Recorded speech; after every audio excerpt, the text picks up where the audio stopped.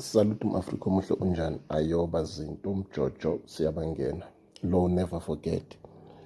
Afrika omuhle ngiyayilandelela iCase yakaGugu Dlamini ikhehla leli eliboshwele irape ngo-2009 yazi sizihlupha ngento engekho la sizihlupha ngento very simple each and every rape yomntwana omncane it has to do nesibhedlela it has to do neclinic ingane le ena 9 years ingathuselwa ukuthi irajiwe ngempela okanye irajiwanga but ke iqiniso lisekutheni ama results ka doctor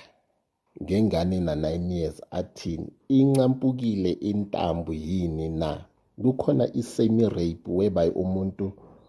uyapenetrate kodwa akangeni phakathi azachame kukhona irape straight ukuthi uyapenetrate double intambo so ama results athi then case is closed asibonge mjojo zini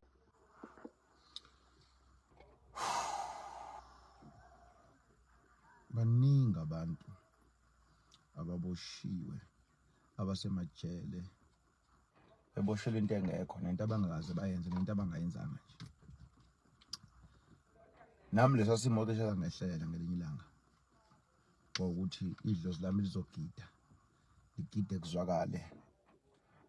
kwathatha umuntu wanikwa imali enkulu yabona ukuthandana nomuntu olambile kube kuba inkinga kwesinye isikhathi ngathi nje umuntu olambile ungathi ungamamsela kude nawe sithandana nje nalomuntu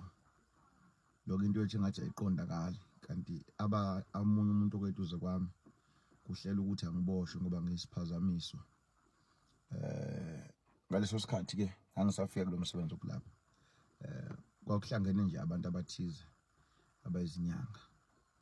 kodwa ngiyathula nje ngibuthule ngibabuke nje angathangazi ngiyazi kwahlangana le ntokazi ke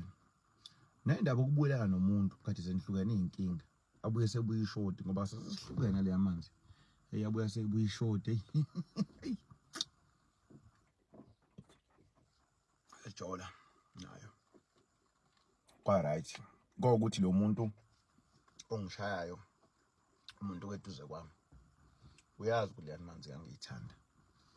ithe sese right ngayithatha ngoba ngangekho ngala ngakithi ngayithatha le manzi ngana kwelinye lama hotel mesifika khona imakwabo leyavela yangafuni ukusebenza ave sengikhokhile mbeme ave sengiziphuzile imbiza ngilungisela lo suku yavela nje imakwabo yangafuni ukusebenza ngathi ngisathi ngilayathi imakwabo cha ngisebenza hawu na hayi ngihambe ngeshaweni ngibuye iphinde ithi imakwabo hayi kanti idlozi lami liyagida ngaleso sikhathi liyangivikela ngoba khona into ezenzekayo ucabanga ukuthi wena ibhadi kanti inhlanhla vele kufika umkhulu wami athi lo muntu lo uma kuwenza ukuthi naye uzohamba ukubopha into eplaniwe le iplani wabantu abaningi vele ngishintshe ngithi maya yini kwenze njani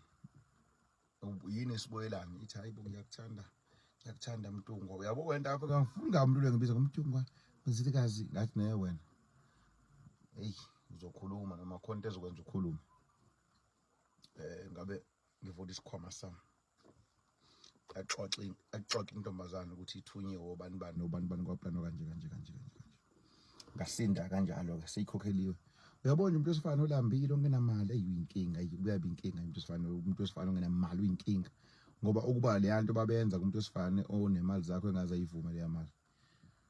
ncane kakhulu 50,000 ukuthi ngamosha impilo yomuntu ngo50,000 so ngasinda kanjalo ngafunda isifundo ukuthi umuntu ufuna umgade kade ihlelo ndaba ukuthi ngiboshwe mina namanje khona izihlelwa ngithulile nje khona yathi ihlelwa kahle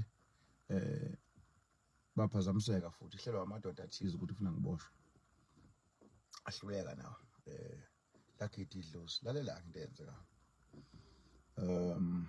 uyabona kunobaba la oloke vela udaba lo baba ngathi akadlamini angifuni ukukhuluma kakhulu kodwa ngeke ngathula nje mina ngiyathula into ngiyibona kanye leya video ngathula akadlamini angisho igama lakhe ngoba ngifuna ukuthi ngize ngibe involved kulento yazi ukuthi ngeke ngathi mengisesha ngomoya ngisesha nje ngomoya ngibheke into zami ngathola ukuthi kwenzekani ngaleyanto leyanto angathi kuzomela kusondela nathi kuyona ngoba mina ngizongena la ekutheni ngizokhuluma nomndeni wakhe bese ngibatshela ngomla nginomoya mina mina ngizwa umoya mina buka amavideo ami wacele mowafuna ungibone ngiseyinkonzo ngizwa umoya mina ngidlali mina kubhlungu angikhulume ngalo baba ngikhuluma nje ngempilo in general kubhlungu ukuthi emndenini nithi nikhona kube khona umuntu wesifazana onondlayo lo muntu wesifazana mangabe nondla bese nicontrola nimsaba binkanyamba ngoba nithi noma nibona ukuthi lento eyenzeka ayirong yenzeka komunye umndeni kodwa ngenxa yokuthi lo muntu yena lethi isinkwa etafuleni ufuna novume yonke into eshow yena engafanele lo baba ngiyathandaza ukuthi liyasimo sakhe uNkulunkulu abe naye amsize ngoba lesa simo salo baba mayisingase sihlalelwe phansi kuthiwa nje namhlanje kuhlalwa phansi kubizwe thina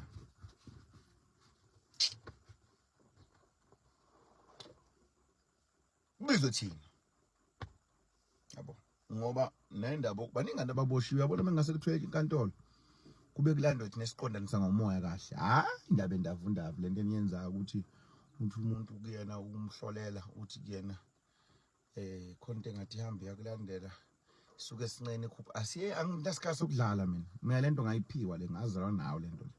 sekuhluleka inqwaba ezinyanga ezinye izinyanga ezidumile la sezike zifike nezimali ezisabekayo umuntu afike nemali igcwele isikhwama athi mkhulu ngiyacela khumalo mfowethu onginike lento nayo angikwazi ukunika into enginayo ngoba iyeyami isiphiwo sami baningi abantu ababoshwe into abangazenzanga abanye abantu abasemajele bakhuluma nathi bathi imkhulu bese ngiyezwa ukuthi walenza icala bese ngimtshela ngilalela ngabe uphinde ungwathape lecala wena walenza abanye bakhuluma nathi sithi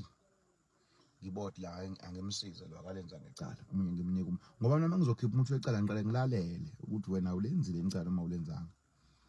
kodwa uhulumeni wethu osiphethe